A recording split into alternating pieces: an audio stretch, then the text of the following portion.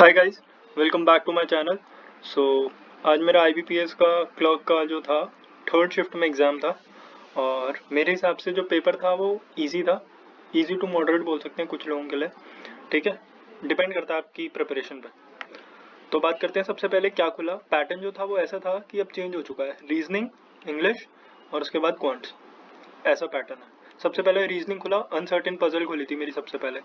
मैंने इसमें करीब करीब 2-2.5 मिनट दिए और मेरे से नहीं बनी। मेरा अनसर्टेन पजल थोड़ा सा वीक है, तो जब मैंने ये बनाई तो मुझसे नहीं बनी। मैंने फिर सबसे पहले ये किया कि मैंने देखा कि इसमें क्वेश्चन कितने हैं। मैंने देखा 3 ही क्वेश्चन है, फिर मैंने इसे स्किप कर दिया। मुझे लगा कि अगर मैं 32 भी स्कोर कर लेता हूँ वो भी सफिशिएंट होगा, तो मैं इसमें ज़्यादा देर तक फंसा नहीं। फिर मैं सीधा इनइक्वालिटी पे आ गया। उसमें 2 या 3 क्वेश्चन ऐसे थे जिसमें इधर और का आंसर आ रहा था मेरा, और बाकी जो है सिलॉग्स आया था, ईजी था, बन गया। ओनली अ फ्यू वाला पैटर्न ही मतलब ज़्यादा आ रहा है। और फिर इसके अलावा जो है बॉक्स बेस्ड पजल आई थी, 8 लोगों की थी, बन गई थी। थोड़ी सी मतलब ट्रिकी थी अगर किसी को डाउट रहता है उसमें तो। फिर लीनियर रो था और उसमें 7 लोग बैठे थे, ABCDEF ऐसे करके, और जी। फिर अच्छा, इनमें ना मैंने देखा कि जितनी भी पजल्स पूछी गई तो उसमें क्या था कि जो क्वेश्चंस थे ना वो ज़्यादातर ऐसे पूछे जा रहे थे कि आप ये बताओ कि अगर इंग्लिश अल्फ़ाबेटिकल ऑर्डर में अगर उनको लगा दिया जाए तो वो कैसे हो जाएगा, मतलब लेफ़्ट टू राइट या फिर ऊपर से नीचे। ज़्यादातर क्वेश्चंस में ऐसे ही क्वेश्चंस को ज़्यादा प्रेफरेंस दी गई थी। फिर बात करते हैं कि उसके बाद क्या आया। उसके बाद आया डेजिग्नेशन बेस्ड पजल। तो उसमें जो बॉटम में आ रहा था वो मेरा डी आ रहा था और वो SS था, कोई स्टाफ करके था, मुझे अभी याद नहीं आ रहा एग्जैक्टली। ठीक है, उसके बाद बात करते हैं कि न्यूमेरिक सीरीज आई थी। न्यूमेरिक सीरीज होती है, जैसे एक होती है अल्फा न्यूमेरिक जिसमें वर्ड्स भी आते हैं, इसमें सिर्फ न्यूमेरिक वर्ड्स दे रखे थे, उनको इंटरचेंज करना था, कुछ प्लस करना था, कुछ माइनस करना था, ऐसे ऐसे करके आ रहे थे। ठीक है, तो इसके अलावा एक पेयर बन रहा था। पेयर वाले क्वेश्चन से उसमें मेरा कोई भी पेयर नहीं बना, 0 आंसर आया मेरा। तो किसी का बन रहा होगा तो प्लीज़ बताना। फिर मीनिंगफुल वर्ड के बारे में बात कर लेते हैं। वो मेरा एक मीनिंगफुल वर्ड बना था, आर था शायद उसका आंसर, अगर मैं गलत नहीं हूँ तो। मैं श्योर नहीं हूँ, मैं भूल गया वो वर्ड ही क्या था एक्चुअली। और फिर बात करते हैं इंग्लिश की। इंग्लिश में RC आया था, राजू एक बंदा था, उसके बारे में उसकी लाइफ स्टोरी बता रखी थी कि वो कैसे गांव से निकला और फिर वो एक शहर में गया, वहाँ पे उसने सॉफ्टवेयर इंजीनियरिंग की, उसके बाद वो वापस आया, फिर उसने अपने जो विलेज है उसको कैसे मॉडिफाई किया, ट्रांसफॉर्म किया एक तरीके से।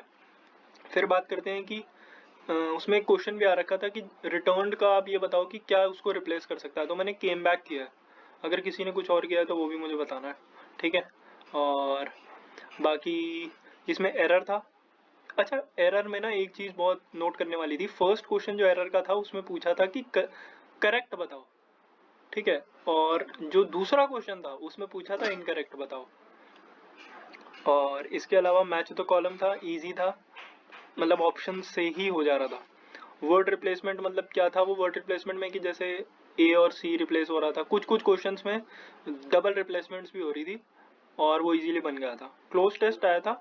एक का आंसर मैंने शोल्डर्ड करके, अगर जिसने दिया होगा उसे पता होगा कि कुछ शोल्डर करके दिया था, मैंने वो आंसर टिक किया है। और ना एक, अगर आप लोगों को, आपने अगर ये क्लोज टेस्ट किया है तो मुझे ये ज़रूर बताना कि वो जो इकोनॉमी ड्रेन है या इकोनॉमी एक्सपेंस है, मुझे इन दोनों में डाउट था। मैंने ड्रेन किया है, बाकी लेट्स सी क्या होता है। और एक वर्ड और था, रूइंस। तो ना रूइंस में मेरे को जो थर्ड वाला सेंटेंस था ना उसे लेके थोड़ा सा डाउटफुल था, इसलिए मैंने वो छोड़ दिया, और बाकी मैंने सब किया है। ठीक है, गेट वाला और वो सब। फिर बात करते हैं क्वांट्स की। क्वांट्स में क्या था, 10 सिंप्लीफिकेशन थे, इजी थे, बन गए। 5 मिसिंग नंबर सीरीज थी जिसमें से मैंने सिर्फ 3 ही की हैं, 3 छोड़ दी। 3 नहीं, 2 छोड़ दी। 3 करने के बाद 2 छोड़ दी। एक मैंने वो पॉइंट वाली छोड़ दी, मुझे उसमें डाउट लग रहा था, 0.8 9.6 ऐसे करके उसका डिफरेंस आ रहा था, लेकिन मुझे लग रहा था ये बहुत टाइम टेकिंग है, अभी छोड़ देना चाहिए। फिर एक क्वेश्चन और था जिसमें ना मुझे ये डाउट है, ये मैं आपको बताता हूँ। उसमें ना डबल डिफरेंस कैसे आ रहा था, 9, 17 और 25। तो आई थॉट कि ये 3 का स्क्वायर, 4 का स्क्वायर और 5 का स्क्वायर होना चाहिए, फिर 6 का स्क्वायर होना चाहिए, लेकिन वो बन नहीं रहा था बार बार। अब लेकिन अब जब मैं घर आ गया हूँ तो मुझे रियलाइज हो रहा है कि इसे तो 8 का डिफरेंस भी दिख रहा है इसमें, 8 का डिफरेंस, 8 का डिफरेंस, तो शायद 8 का डिफरेंस चल रहा होगा उसमें, उस वक्त मुझे नहीं दिखा।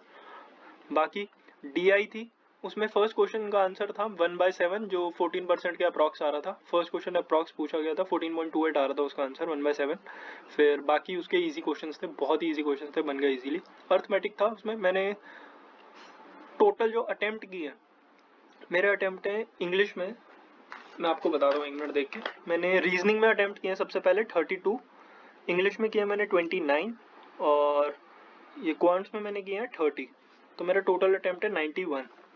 बाकी आप लोगों का कैसा रहा, तो do share your scores with me. And अब RRB PO के लिए फाइनली प्रिपेयर करेंगे।